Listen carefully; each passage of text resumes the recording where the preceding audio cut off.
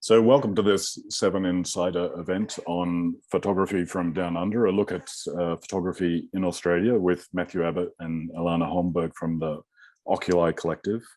I want to begin today with an acknowledgement of country. I want to acknowledge the Ngunnawal people, who are traditional custodians of the land on which I am today, and pay my respect to their elders, past, present, and emerging. Matt, perhaps begin just with a general question to you. Can you tell us a little bit about the Oculi Collective, a little bit about its history and its purpose? And do you think of it as offering an Australian perspective? Yeah, well, absolutely. You know, it's been going for a long time now. I think it's one of the longest running photography collectives in the world. It's our 21st year. Is that right, Alana? Mm-hmm, yeah. And so, you know, I think right off the bat, you know, I think one of the strengths of the group is that we are a collective. We're not set up as an agency or as a sort of for-profit organization. And so there is a very strong sort of sense of camaraderie and relationships and kind of community that sort of you know, provides that sort of structure, and I think that's the sort of success as to why we've been able to, you know, stay together and do so well over the last sort of 20 odd years. But yeah, the Oculi actually first began as, in a very informally, as a way to, for a group of photojournalists to get together and make a website. It was back in the times when, you know, making a website was incredibly expensive, and, you know, way before Instagram and all these things we take for granted now. But you know, it's an incredible opportunity to yeah, be able to show like our work. I mean, I wasn't involved at that time, only a relatively new member, but, you know, for the original members, it was an amazing opportunity to show their work to the world. Something we take for granted, but, you know, incredibly important, you know, with their probably dial-up internet speeds, but still it was a great way to get Australian work out there. And, you know, we are a long way away from, you know, the main hubs. You know, you got, you know, North America, Europe, you know, these traditional, obviously like Hong Kong and other areas. But yeah, there are these main hubs where media, sort of international media, sort of base themselves. And to a point, you know, to an extent, we're still, you know, still very much removed from that in some ways. So we can talk about that later. But yeah, I think it was a way to sort of a sense of belonging, a way to sort of share Australian work, and it's also, I think, primarily, which Alana can, I'm sure we'll touch on, but it's a way to not just show the daily work we do as some of us are photojournalists, some of us are artists. It's quite a broad practice, you know, of people, but it's, yeah, it's a way for us to share work that we wouldn't necessarily get published, you know, in the mainstream media. You know, longer form work, personal storytelling, yeah, there's a lot I can talk about it, but yeah, perhaps I'll pass on to Alana for some more background. Sure. Yeah, we're actually in a pretty exciting phase of the collective at the moment, because we brought on a huge number of new members in 2020 to celebrate our 20th anniversary. And we really took time to find younger and emerging photographers, people with a diverse practice, to better reflect, I think, documentary work in Australia. I think prior to that time, Oculi had been pretty heavy photojournalistic, because of the reasons Matt talked about, how the group formed in the beginning. But over time, you know, we realized and wanted to show a more, I guess, a more diverse range of work that touched on photojournalism or had its roots in documentary. But some of us more in the art world or photo book making or even multimedia. So it's been a pretty exciting time. We've never taken on more than kind of a couple of members at a time. Matt and I and one other were the most recent new members before this group. So it was always kind of a small group being added over time, but we thought, why don't we change things up and bring in a huge number? We basically doubled our size overnight. And our thinking being, well, we thought it was a bit of an experiment. We weren't sure if it would work or not, but actually it has worked brilliantly because it has meant that there's a lot more balance in the group, and it has really injected a lot of excitement and innovation and I think new ideas, which has given us a really fresh breath of air coming into our third decade of existence. Yeah. So, it's exciting times for the group to, I think with any collective, there's tough parts of being part of a group. Photographers, we often work on our own. We have strong opinions. We have strong opinions about our work. And so it can lead to some challenging kind of conversations or positions on different topics. And Oculi certainly had their fair share of times that we're struggling, but it's really, I think we're all feeling just so positive and excited to have this next chapter, to have got through those hard times and kind of find ourselves where we are today. We're putting on a huge group show in a couple of months, which will be our first time presenting work as a collective in quite a number of years. So it's a great time to be kind of introducing our work through this platform as well. Yeah. So, I mean, part of sort of Australian cultural history and tradition is the notion of the tyranny of distance, that, you know, the country is a long way away from the rest of the world, or the rest of the world's a long way away from it, depending on your perspective. Do you still feel that? And if so, how does that manifest itself? Yeah, absolutely. I think, you know, especially, you know, well, as a photojournalist, if you do have sort of ambitions to work with, you know, international media, there's just very limited opportunities to meet people in person. You know, for example, I've been working with one editor at the New York Times for over 5 years, and I call him a great friend, but we've never met.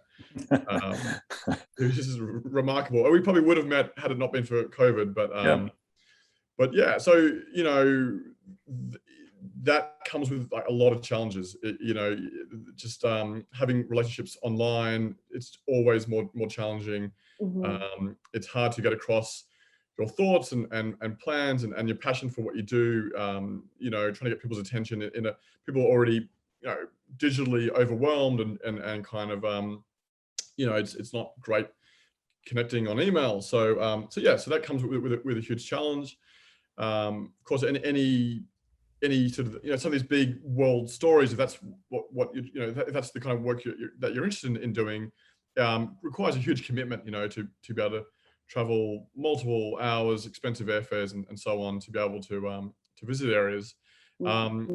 I can speak for myself, but I sort of several years ago, I decided to just actually, that I wanted to, instead of chasing stories around the world that I didn't necessarily have a personal relationship to, or you know, I thought it would be better to sort of, basically make Australia my sort of specialty, you know, and it's where I'm from, it's where I know best, and I thought I could contribute better to stories here, you know, and because, you know, the more you work in this space, the more you realize the complexity of some of these stories and how, you know, I just felt like I could better contribute to that conversation in my own country. So yeah, for me, it's about, you know, advocating for Australian stories. You know, still most of my work is international media, but yeah, you know, I'm just trying to push, and sometimes, you know, stories come up that I know are great, but that might not be in the radar of people in New York or Amsterdam, or wherever. So that's where, you know, Oculi can come into play, but also just, you know, we really utilize these, you know, new media such as Instagram and so on, to be able to reach a larger audience. Alana, do you feel, I mean, you talked about new people coming into the collective and quite diverse practices and different styles of photography and so on. But do you feel that there is something distinctively Australian in the collective? Is there a kind of an Australian aesthetic, or is that taking it too far? I think that might be taking it too far, but maybe you could have said that about Oculi prior to this group joining. Mm-hmm. But no, I think what you see in particularly the new members is a real interest in telling stories in different ways, using different visual languages. And I think that has benefited us in terms of the type of work that might come in, and also helped each other in terms of the conversations we're having about, well, how best might I tell the story? Is there a device that I could use or a method of photographing that might tap into some of the elements of the story? Is there a more conceptual approach that I might take beyond reportage or portraiture? You know, I think if anything, our diversity reflects kind of what's going on here, and I think it's a good thing. Yeah. Well, why don't we start and see some of the work? So, Alana, you're going to share a story with us and talk us through that. And as you do that, I mean, is it correct to say that you work freelance? Portrait photography is kind of a major part of your practice. Just tell us a little bit about your background. Yeah, sure. And your approach.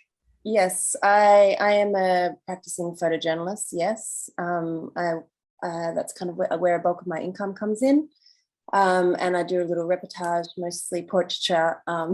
More recently, some sport, which is not something I thought I'd add to my portfolio, but I'm kind of enjoying looking at that with my gaze, I suppose.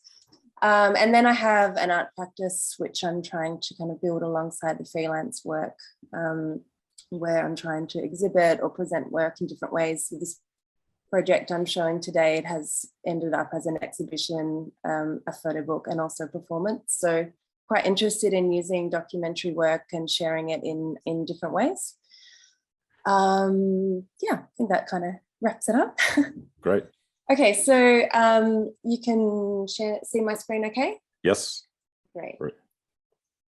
Okay, so I'm sharing a project of mine, a most recent one that I finished. That was a lockdown project, actually. So it's called Porch Diaries, and it consists of 240 portraits made from my place, the front porch, primarily over 2020, but as lockdowns kind of continued down in Melbourne, I'm sure lots of you have heard how enduring our lockdowns were down here.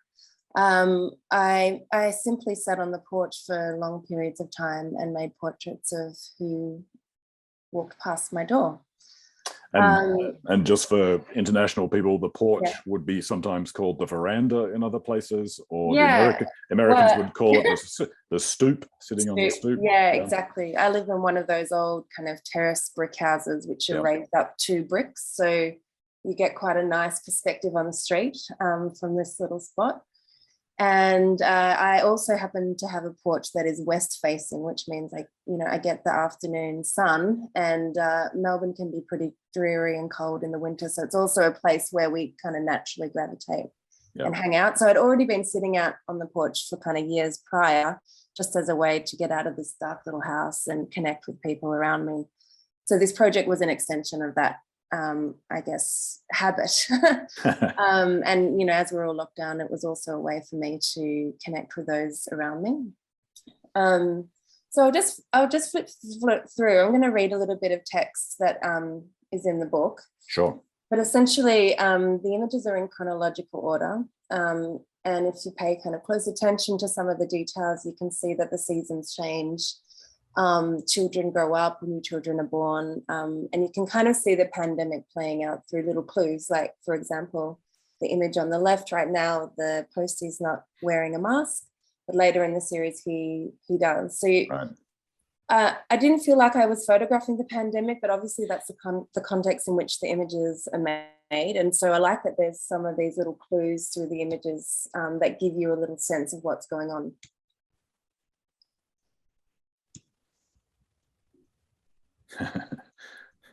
Socially distanced socializing. Yeah, look, it's a really light project, and um, I suppose when I have moments of uncertainty about it, I question its worth in that way. Like, oh, it's so light. The images are quite straight and quite simple. But I always come back to this idea of making a record over time. Yeah. And I think with this work in particular, the value of accumulation of small moments to speak to something more broadly. Yeah. I think if you look at these individual images, I don't think they're any kind of award-winning, amazing photographs, but when you see 200 of them together, you start to see a visual representation of the community living around me that I would never see side by side. Yeah. And in that way, it kind of serves as a reminder of what's available to us when, our normal social circles we can't spend time with, when we're feeling the limitations of virtual relationships and communicating online. There is a whole group of people outside our front door that are available to connect with. And perhaps in the world that we live in, we more often just come home and close our door and go about our life inside our homes and don't necessarily take the time to connect with our neighbours. I grew up in a really small town, so that was very much a part of my childhood, but I hadn't felt that way in Melbourne. East Brunswick has my address, and I know a few shops around here, but otherwise my life kind of exists somewhere else. Yeah. Whereas this project in particular really rooted me to my immediate physical surroundings and made me a part of the community in a way that I hadn't realized that I missed or needed in my life. I thought I'd just read a little excerpt from, it's kind of a diary entry, which in the book there's some text throughout the images that just speak to my experience, because I think as much as it being a record of the street, it's also a record of my time being a human and being a photographer in the pandemic. Some days I feel like a creep. My spot up here on the porch is partially obscured behind the lemon tree, kept vertical by the stake, and a row of spindly roses. Twice this morning, my presence went undetected. A metre or so above the path, I sit on a worn-out couch with a worn-out laptop, my eyes flicking from screen to the street and down to the street again. Who else will pass by today? Mara, my dog, takes a position to my right, propped up on my thigh. We watch and we wait. I think it's interesting. I mean, the photos that you've shown so far, this one a little different, but clearly most of the people, if not all the people, are aware of your presence, and a lot of them are making eye contact with you. Yes. and so on. Is that kind of a deliberate thing from your perspective to make that eye contact and photograph that eye contact? Yes. I asked most people that to be photographed. I think I didn't feel like, there's a few that are observing, but most of them permission has been sought and then a portrait made, because it was, I wanted it to be a formal sitting, I suppose. I wanted them to be seen rather than, I watched Rear Window. Is it Rear Window from the Alfred Hitchcock film? Yeah. I watched that at the very beginning, and and in that first passage, actually, like there was an element of like, am I being a little bit of a creepy neighbor? Am I out here too much? Are people feeling uncomfortable? So I definitely my preference was to make sure people knew what they were signing up for and where it might end up. Yeah. And what was the response of most people when you approached them to be photographed? Was there a majority happy to do it, some not? What was their response? I would say vast majority happy. Yeah, particularly once I got a few images done and I had them on my phone and I could show people. Yeah. And I had a little page on my website where I would add images slowly. And I think over time, people in the neighborhood generally knew I was doing it. It had been going on for 6 months, really. Yep. So some people would come by to participate, particularly. At some point, I was convinced people were crossing the road to avoid me because they could see me out there and they thought, not today. But yeah, generally very positive, very open to the idea. I think also I got a lot of positive feedback after they were photographed and saw the whole series, because I think in that moment, they felt like they belonged to something important, like a record of time or a piece of history that we would look back on at some point. I think, as the pandemic progressed, we realized we're in some huge global moment that is going to be significant in all of our lives. And so to be photographed in this way, I think I think for the most part, people felt quite happy to be part of that. The other thing that people kept saying is like, I walk by the street all the time. I see lots of people in these images, but I would never think to have a record of this for myself. Yeah. We photograph our loved ones and our friends and our holidays, but this, for me, it's quite unusual to have a visual record of a place where you lived for a period of time. So yeah, those kind of comments were coming back at me when people saw the work. An interesting thing that happened when I shared it. So I actually performed this work. It was a bit of a new experiment. I presented the book dummy with a live cam. So I was scrolling through the pages and kind of live editing, adding images, adding notes. And there was a neighbor of mine who will see in an image coming up. She was hosting letterbox concerts throughout lockdown. So she performed cello music out front of her house and people would come and watch.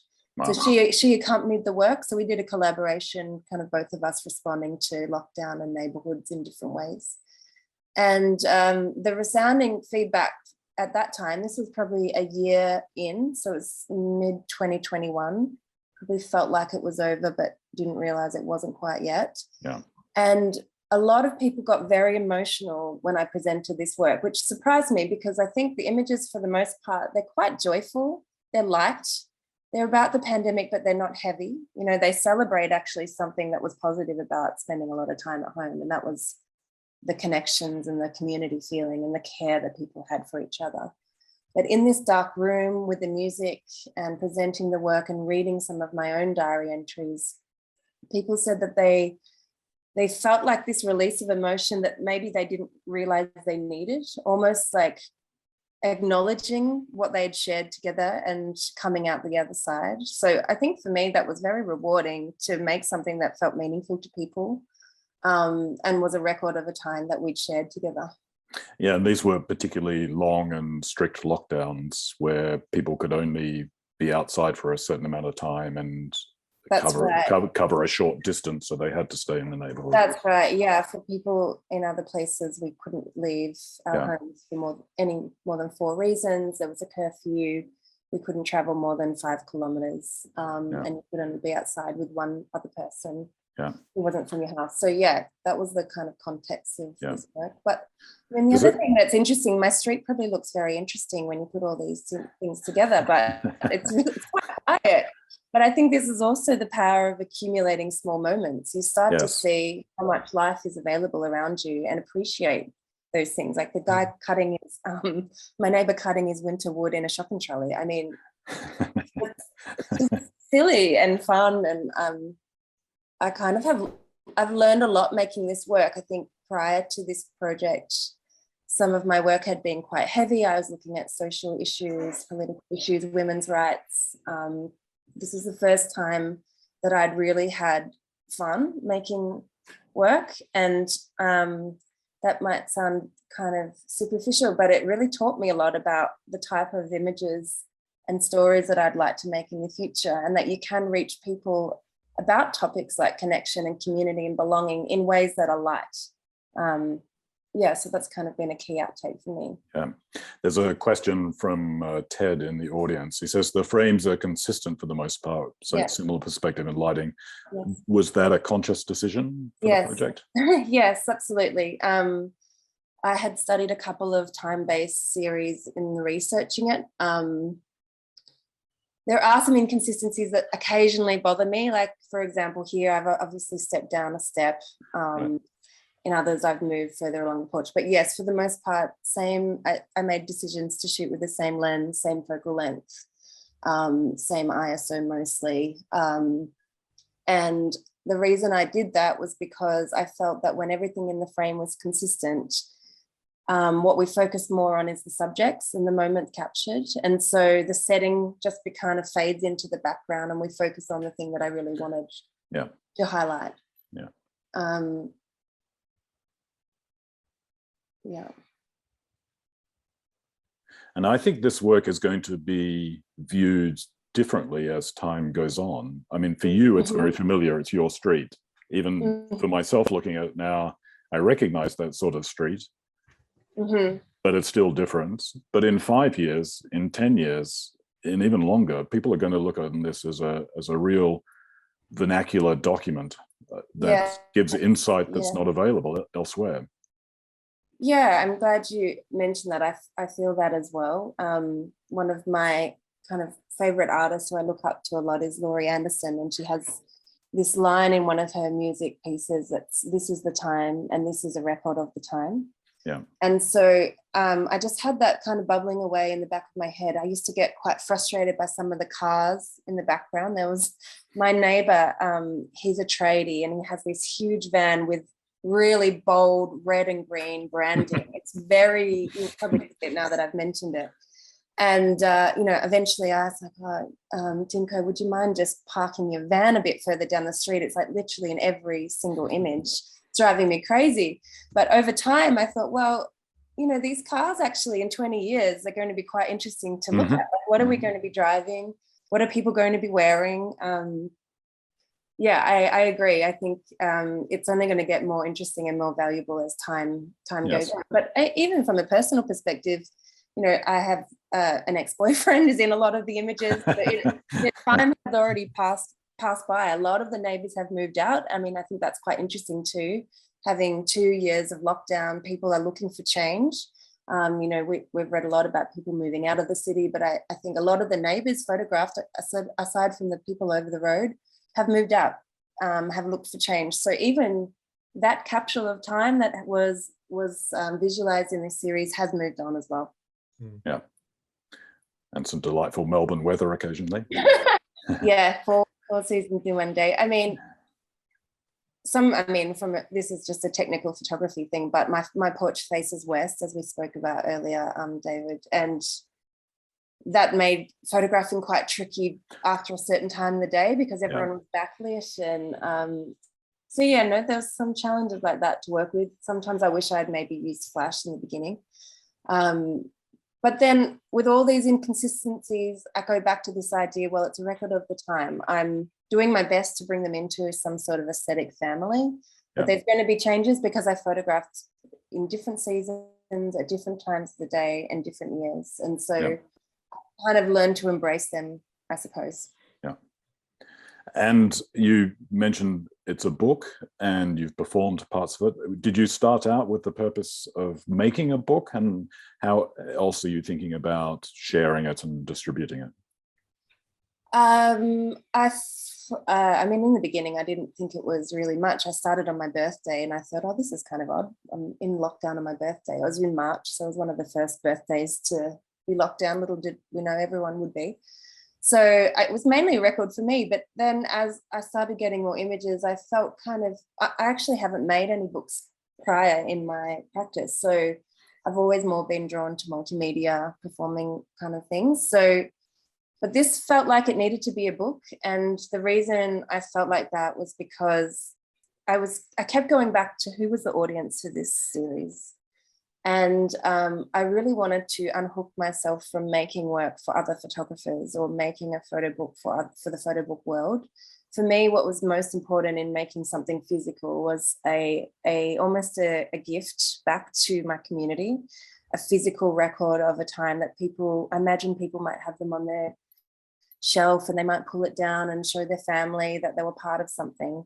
So I designed a book very much with that in mind. It's self-published, and I use local creatives here in Melbourne. It was quite important for me to reinvest back into creatives here rather than elsewhere. And actually, the book is almost nearly sold out. Lots of people in the neighbourhood have bought a copy, and I did a small run, but it was important to me just to keep it manageable from a self-funding point of view. Yeah.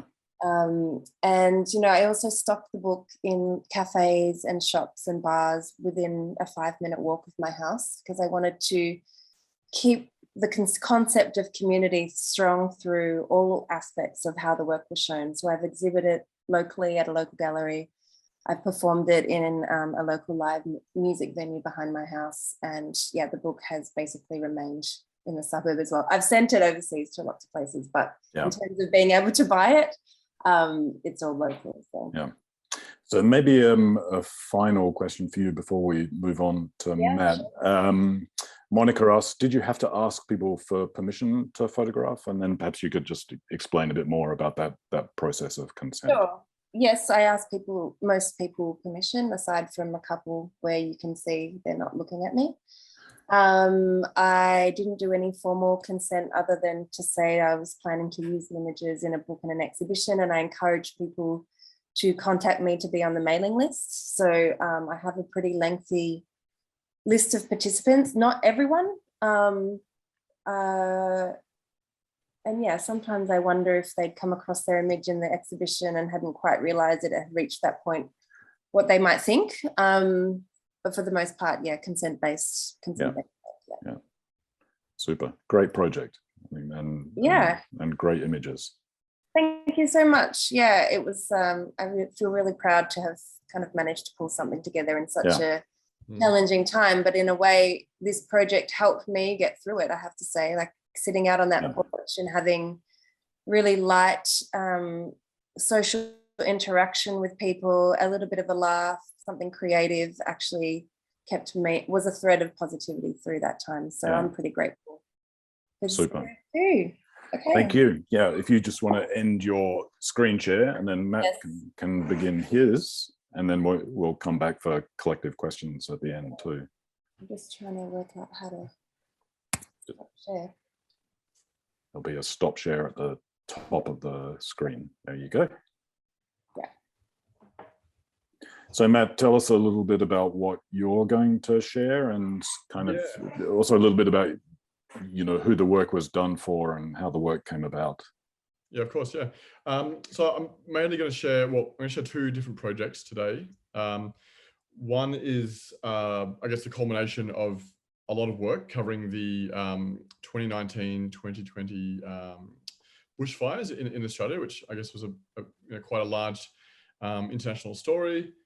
I've recently published a book from the work, so I won't go through it here on the camera here, but I'll share my screen now, and I can show you and the audience a bit about what went into the work and a bit of background as well.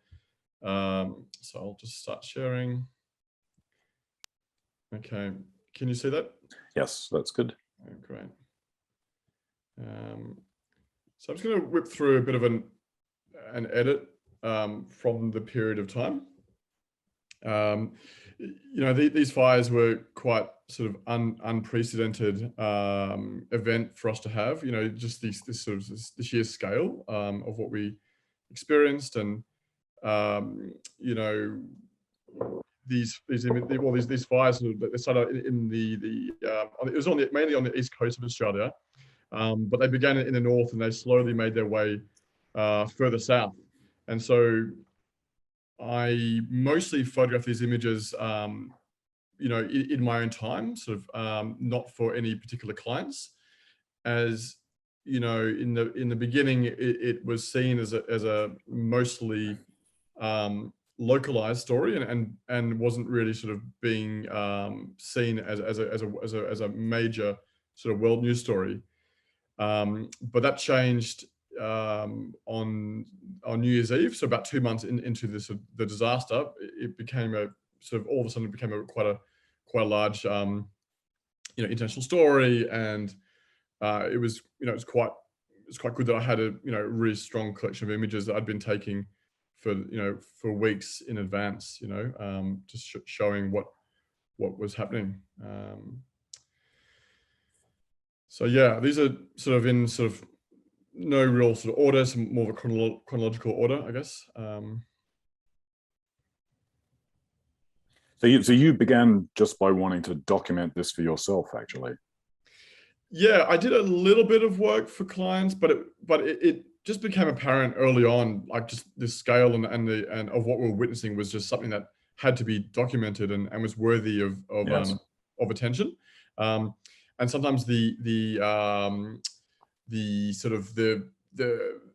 that realization, but also making editors around the world realize that's a very challenging thing. So there can be quite a distance, I guess, in that. But I think a lot of the work that I've done in the past has been my own personal projects, and and issues that I care deeply about. So, part of being a good photojournalist is being able to recognize stories that are of significance, and and be able to have your own voice, and focus on issues that you believe that are very important. I don't necessarily sort of wait for assignments to fall on my lap. The majority of the work that I do, I would say 90% is stories that I pitch. So stories that I'm sort of suggesting that we cover, and sometimes I write the stories, but most of the time, so I'm just working on the images, and but they've really got to be strong sort of visual stories. So it's about coming up with ways to sort of be able to show things, and it's basically being creative, come up with creative ways of telling stories. And as this fire season and fire disaster went on, and of course when it was picked up internationally, it was seen as part of the climate crisis, and one of the extreme events as part of the climate crisis. Did you feel that you were photographing part of the climate crisis when you were doing this, or did you feel that you were just documenting daily events, and then later the larger narrative came out? I think in the beginning, perhaps that hadn't really. I mean, some of the photographers in Oculi, for them it was very present, and just bring it back to the Oculi discussion. I'm incredibly grateful for several of the members, Nick Moyer, Dean Sewell, Jeremy Piper. They've been photographing fires for 20 years, and they're incredibly experienced. So in the beginning, that they were incredibly generous, and they took me along with them, just to teach me how to stay safe in these sort of pretty intense situations. But also, especially Nick Moyer, from the very beginning, it was clear to him that this was a climate event. Mm-hmm. It's something that he personally had been predicting for several years. Of course, there were climate scientists and other people that were predicting this as well. We'd been through this 10-year drought. We had not seen that level of like extreme sort of lack of moisture and heat and wind. That we'd never seen these kind of conditions before. So that was very much part of that conversation from the beginning. But certainly, from a narrative storytelling point of view, it was incredible to be able to be part of that and see the change and the shift in the Australian media, but also internationally as well. And I think one of the big challenges, when like being a journalist working on climate change stories, is that we're posed with this question, like how do we visualize climate change? How do we show it? Everything can be put down to, oh well, that's just a really bad fire, or we've had fires before. So I think it's just being able to see like what Alana's mentioned before with her work, like seeing all these images in one place and seeing the scale of what we went through. It's sort of this undeniable document of that this is something that we've never seen before. And and I think it's in many ways it was like a bit of a moment around that. I mean, not just these fires, but internationally there's been a lot going on in the last few years from a climate perspective, and I think it's really opened up the possibility for more resources and more engagement with reporting, because in the past that link was never really drawn, and so there wasn't that sort of I guess that pressure or that sort of immediacy or to the work, I guess.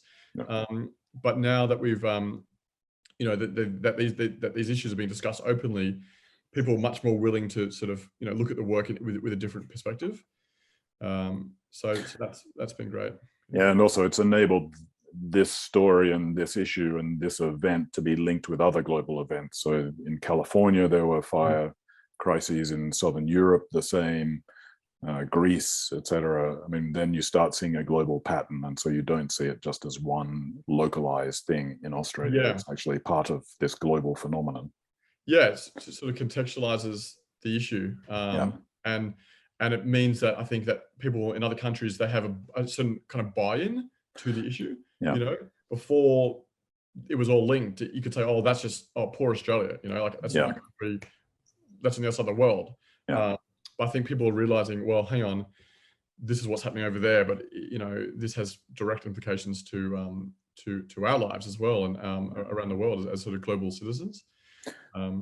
And did that manifest itself in the sense that as you went on documenting this and the story got bigger and bigger, did you then get more interest and approaches from editors outside the country for work?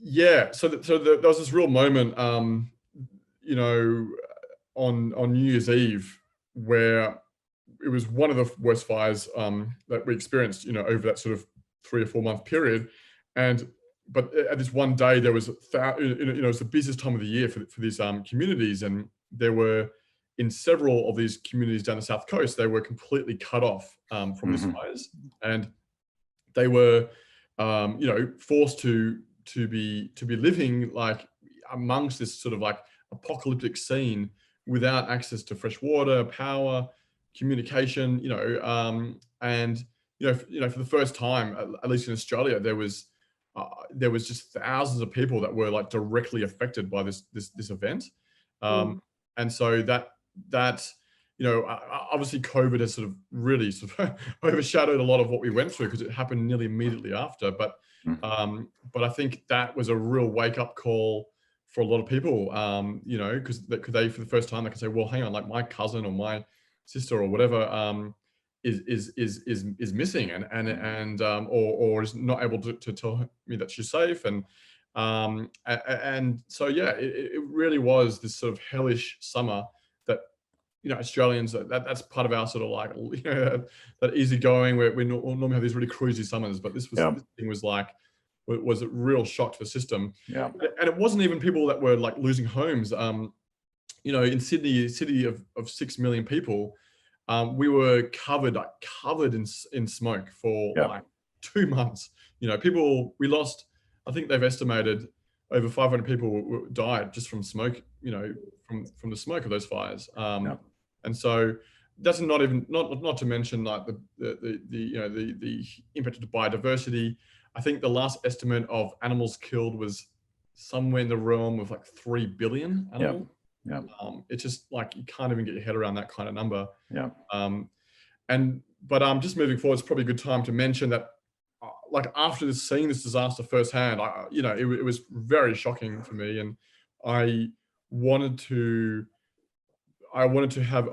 commit to telling the story of people that have been through this firsthand, and not just move on to the next story. So, although not as sensational and in many ways, yeah, much more sort of like, you really had to put yourself out there and be very patient and so on with some of these communities that were going through this difficult time. But yeah, I committed to following up, and I've spent last 2 years really, I've been visiting these places that were affected, and you know, telling stories about the impact on the animal population, but also just, you know, very human stories about people that are, you know, over a year later still living in caravans and tents and waiting for help. Yeah. Wow. Question, I was going to ask this too. A good question from Ted in the audience. How do you actually work safely in that environment of an extremely intense fire? And did it have any physical effect on you in terms of breathing and breathing capacity? Yeah, certainly. So yeah, I learned a lot from, you know, these other photographers who've been doing it before me. But you know, we wear like safety clothing, very thick cotton that's a fire retardant. You know, but there is certainly, of course, like there is a real level of risk, and but you know, you kind of, when you do a few of these fires, you kind of get an idea of how they move, and how, of course, it's always unpredictable, but you know, I was always just trying to be there, but also not put myself in risk or put others at risk by myself being in this situation. But of course, it's that catch-22 of, you've got to be close, you've got to be there to be able to sort of experience the the full intensity of things. So, Yeah. so yeah, like, you know, there's always risk involved, but it's just about understanding, you know, to the best of your ability, how things are going to work from the weather point of view. And again, that's why it was so amazing to be able to talk to people like Nick Moyer, who could, you know, share his view about how things would play out, and made things a lot safer, for sure. Yeah. And were you traveling by yourself in this environment, or were you sort of embedded with a fire crew or other people in the area? We were either traveling together with other photographers. So again, there's that real sort of camaraderie of like looking after each other. You know, it was a situation where like we only ever saw photographers like in these fires. You know, you never saw journalists, or very rarely people with, you know, cameras even like filming the situation. Interesting. So yeah, we really did feel like we were on the front line, and able to see things that others weren't seeing, other journalists weren't seeing, you know. And but yeah, but there were several days that I was just completely alone, and in those situations, of course, you have to just be incredibly sort of present and thinking about dangers, because there's things like falling power lines and trees, and all kinds of dangers that, like, you know, you've really got to be across. Even just driving in those situations is really fraught. So this is one of my favorite images. Yes.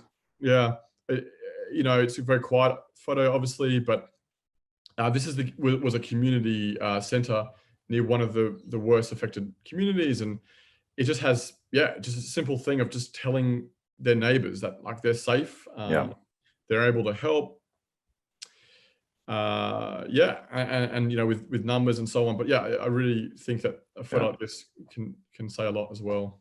I love the instruction at the top, NB, no rumors. That would be a very good piece of advice to media generally. Yes, absolutely. And then, this is more of that recovery phase. Yeah. Matt, how have you found the reception going back, you know, months later? Were they people that you'd photographed prior, or were they new people? And were they, I mean, I remember hearing a little bit about some of the more badly affected communities being a little reluctant for more photography. I wondered if you encountered anything like that as you returned. Yeah, I think, like, you know, whenever I was going back, I was just really connecting with people without the camera. From, you know, it's a long process, right? Like, there's nothing really to photograph, like, by just rocking up there, you know, 6 months or a year or after. You know, a lot of the impacts of the fire had been, you know, the grass has come back up, it was all green, you know, people were rebuilding. And so the images that I wanted to show were these sort of like underlying scars, you know, these underlying feelings that people were experiencing. And the only way to do that is through, like, intimate connection with the people themselves, you know. Like in this scenario, like, I'm inside the temporary sort of caravan of you know, of a family, of a young family, and that's what, so I'd been invited in, and I'd been through that whole experience, which, like, that in itself is quite a tiring thing as for a journalist to continue to go through, you know. And you know, I found it really emotional and exhausting, you know, as well, because you're just constantly being exposed to, like, really traumatic stories. But yeah, that's just the only way to get those kind of images, you know. And you know, there's a gentleman, one of my favorite images, who you know, I visited him several times over a week, and then at one point I saw this incredible shower. Like, he'd made this shower on the edge of where his house once stood, you know. And I said, like, that, you know, and at this point it was getting really cold. I think it was basically winter time, and I said, "Oh, what do you know, like, when do you have your shower? Like, what's?" He goes, "Oh, you know, I have it in the evenings, you know, before I go to bed." And I said, "Well, would you mind if I come back? Like, let me know when you would have your shower. Like, I would never want to, you know, ask somebody to do something for me specifically, but I said, you know, when do you have your shower? Would you mind if I be there for that moment?" And you know, it's quite a vulnerable image for him to be allowing me to photograph. But it's that kind of, like, commitment, I think, that that is required to make those kind of poignant emotional images at this stage of a disaster. Yeah. And in many ways, it was definitely was much more challenging than just being in the middle of a incredibly visual and disaster itself. That was the kind of easy part. Dangerous but easy. So this is the kind of work that I guess I look back on, and I'm quite, I guess, like proud of just being able to, because I put in that time and followed through on some of these sort of kind of more challenging, difficult stories. And then. And in that image, not only has he given you consent, but you've photographed it with his hands over his face, so his identity is protected if that was an issue and so on. But that's also kind of a very emotional pose for him to take at that moment too. Yeah. And his name was Grant, and I don't think he would have minded being identified, but he, it's funny, you often don't talk about, like, I should ask him, like, why he allowed me be there for this moment, but I don't really go into those kind of details, but yeah, it's definitely an image that will stay with me for a long time. And then just moving forward, if we've still got time, I wanted to share. Please. So after these fires, I had a lot of interest, like internationally. It was a big story. Hi there, Matt Abbott here from Australia. Second.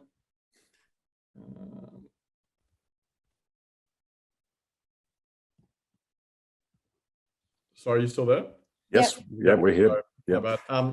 So there was a lot of interest internationally about these fires, and about, like, and also internally in the country as well. It was a conversation started about, what do we do?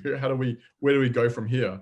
What we experienced is predicted to happen again and again and again. We, like, just going back to some of these areas, you can see the regrowth and how dense these forests are rebuilding. It's kind of quite terrifying, to be honest. And so I was speaking with National Geographic about this and about ways that we could talk about fire in Australia. And a big thing that kept coming up was about how forests were managed by Aboriginal people, by First Nations people of this country for tens of thousands of years. And I had previously been living in an area in the north of the country called Arnhem Land. I spent several years living there over about 15 years ago. And that's sort of where I first started working as a photojournalist. And, in this region, there's this incredible program that is where Aboriginal people have been actually using fire to prevent destructive wildfires. I know it might sound like a kind of an oxymoron, but it's incredible ways of how they've been managing the land, and by burning in a very controlled and strategic way, they're able to remove the undergrowth, and it prevents the fire from reaching the tops of these trees. And that's the destructive fires. They move a lot faster. They emit far more carbon into the atmosphere, and have these huge ramifications for loss of biodiversity, but also just emitting far more pollution into the atmosphere, which is of course continuing climate change. But also in the story is this amazing sort of upside, which is that by practicing this traditional technique, they're able to make an income from selling the work that they're doing as carbon credits, and they're able to put this money back into their community and to continue a lifestyle that they are very obviously is very incredibly important to their culture and to the people there. So this is about a year and a half in the making. It's being published I think next month in National Geographic, and I made a little video here. Right. Bit of a presentation where you can see some of the work. So I'll just play that now. Hi there, Matt Abbott here from Australia. Today I'm sharing with you a story I've been wanting to shoot for over a decade, It's a story about why Aboriginal people have been burning their lands for tens of thousands of years, and how these traditional techniques, combined with modern technology, can offer both a solution for combating climate change, while at the same time offer a future for the traditional land owners. An elder burns grass to protect the community from wildfires. Now, Wardakan people do not see fire as bad or destructive, but as a way to rejuvenate the land and bring their country back to life. Smoke from a deliberately lit fire covers a valley in Arnhem Land at the beginning of the dry season. Aboriginal people embrace fire as the ultimate tool to shape and manage the landscape. A helicopter drops fireballs that create small fires on the ground. These cool burns move slowly, burning only the undergrowth and removing the buildup of fuel that feeds bigger blazes. Rangers go from starting fires to putting them out later in the season with leaf blowers. Fires that occur in these hotter, dry months are more destructive, emitting higher emissions, which jeopardises their carbon credits. Stacey Lee, seen here on the left, lit the bark of the trees on fire, producing a natural light source to help hunt for file snakes. During a 5-day bushwalk, a family follows a fire lit by other members of the clan to help guide their journey and clear the land. Conrad talks with an archaeologist shortly before the early burning season commences. Rock art sites are cleared each year of debris that might burn and destroy the ancient paintings when the fires move through. A nearby archaeological dig has recovered traces of ochre and human remains dated to the first people to ever come to Australia 65,000 years ago. Elder Mary Kalkawara passes on her knowledge during a school field trip to a rock art site. Mary with her husband established one of the first homelands, a movement to return to country and escape the missions. Children throw specially designed matches from the back of their car, lighting small fires. Now, Wardakan children are encouraged to burn by elders as part of their education. Due to climate change resulting in more intense fire activity, patches of ambient forest that carry spiritual significance are protected by fire breaks, a cleared path surrounding the unique vegetation. A family gathers around a campfire, teaching their children how to hold and use a spear. A group of elders hunt for turtles with homemade crowbars. They spend all day finding just 2 turtles, which are a popular delicacy. Soon the grass will be burnt to make the hunt easier. A firehawk flies above a fire lit by hunters earlier in the day. By coupling Indigenous knowledge with Western fire management technology to preserve their forests, the clan are paid carbon credit units which they can sell. Early one morning, children spear fish at a waterfall covered in smoke from a recent fire. Proceeds from the carbon abatement program are invested in the community, supporting families who choose to live a more traditional life on country. Great story. I mean, love the connection between traditional practice and modern practice, but also the fact there you're focusing not just on the problem, but effectively on solutions that are, taking place on the ground. And I think that's such an important perspective. Oh, thanks very much, David. Yeah. We have time for some more questions if people in the audience want to drop them into the Q&A box. I've got a couple more questions because that you did that for National Geographic, and Alana, you talked about the range of your practice, even doing some sport and some reportage and portraiture and so on. Yeah. I mean, is that the life of a freelance photographer in Australia? It's probably the life of a freelance photographer anywhere to do that sort of range. Is that something that's economically necessary, something that you'd like to do? I mean, how? For me, yeah. I mean, I do multiple things for income. For me, editorial isn't enough to survive on. So I guess I started doing sports stuff because I was asked to, and I thought, well, we'll try, and surprise myself in actually enjoying it, and trying to see it in a different way to what we might normally see, and try not to get stuck in the sports photography tropes. Yeah. find my own way with it. I mean, I got asked to do tennis, which I really love as well, which helped. But yeah, I mean, maybe I'm not sure what Matt's setup is, but for me personally, I have other work that is flexible that allows me to pick off editorial as it comes in. I'm not so much pitching my own stories like Matt describes, because I suppose I prefer to put my energy into my art practice. So that's kind of where my time goes, and then the editorial works around that. But they do definitely have a relationship. For example, the Porch Diaries, the reason I kind of felt like it had substance was because the Washington Post published it quite early on.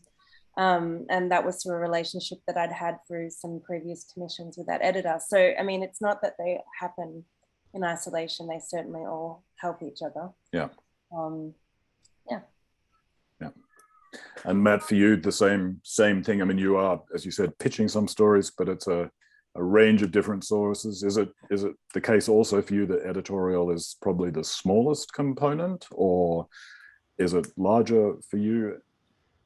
Yeah, so for the last, I guess like 4 or 5 years, editorial is definitely the major component for me. I occasionally get asked to do, like, you know, a commercial gigs here and there, or and it sort of fits into sort of my, like, what I like to do. I'll definitely will accept that kind of work. But yeah, that's been my focus. I really started to enjoy, yeah, the researching, the pitching side of things, and sort of, I've always seen photography for me as less about the actual taking of the photograph, and much more about the experience, and the sense of, like, understanding, and that and that kind of a process for me is what I love. And so I'm able to, like, I find I'm thinking about, like, art projects all the time, and it's not necessarily, oh, I need to work for the best newspapers in the world or whatever. It's Right. like, you know, I'm happy just to go and do my own thing, and I've got a few ideas about that at the moment. So yeah, I'm constantly changing, like, what I want to do. And I think, yeah, as long as I keep, like, excited and interested in things, you know, I'll always keep having ideas, and yeah, so that's what keeps me going, is just the exploring things I'm actually really sort of curious and interested in. Yeah. I mean, Australia has always been quite a small media market itself. It's had a lot of media concentration in certain companies. Editorial is therefore managed by very few people, but we've also seen The Guardian set up an Australian operation, the New York Times, other organizations. Is that making a positive change for you guys? Is that helping bring work to the country? Yeah, I think there's definitely a more of a focus on Australian stories since the New York Times and now the Washington Post have set up offices here. Although, and they're great for sure, but I think, like, that's just 2 newspapers, right? And there's still not that same kind of, like, not the same kind of scale or sort of number of people. Like, for example, the Guardian, they don't really sort of commission out stories, right? Very rarely, you know. Whereas I think, if ever, if, you know, in the UK and elsewhere around Europe, I think they'd be doing a lot more commissions. And then anybody that doesn't have an office here or bureau, yeah, you know, very rarely sort of hear from, unless something big comes up, like the fires. And right. That was actually a really interesting moment, because, you know, all of a sudden, like, it's a huge world story, and without, like, and some people were getting a lot of work. It was really great for people to get work during that time, but without a, like, sustainable industry here where people can survive, and a lot of people here are doing it quite tough. Yeah. You know, in our group, but everywhere, you know, and there isn't, to be honest with you, there's not a lot of work to go around. Yeah.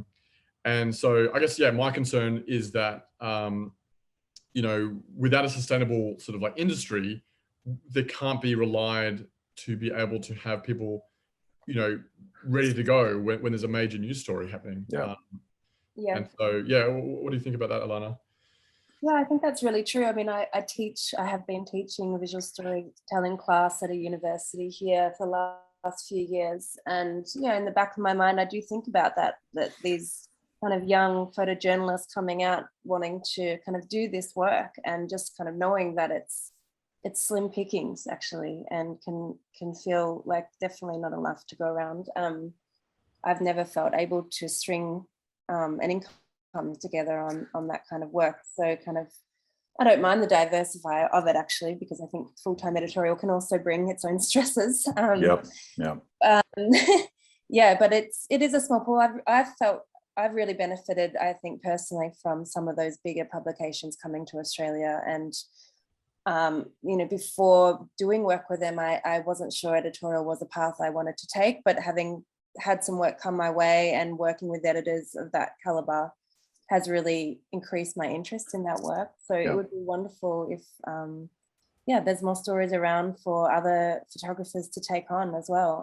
It does seem like they're trying to do the best to find some more diverse voices, but there's also often a bit of an education piece that comes with working with editors from overseas, just how far the distances are, like how far it would take to drive, how much travel time is required for that type of job, or even where Melbourne and Sydney is. Sometimes we need to do a bit of upskilling in that department as well.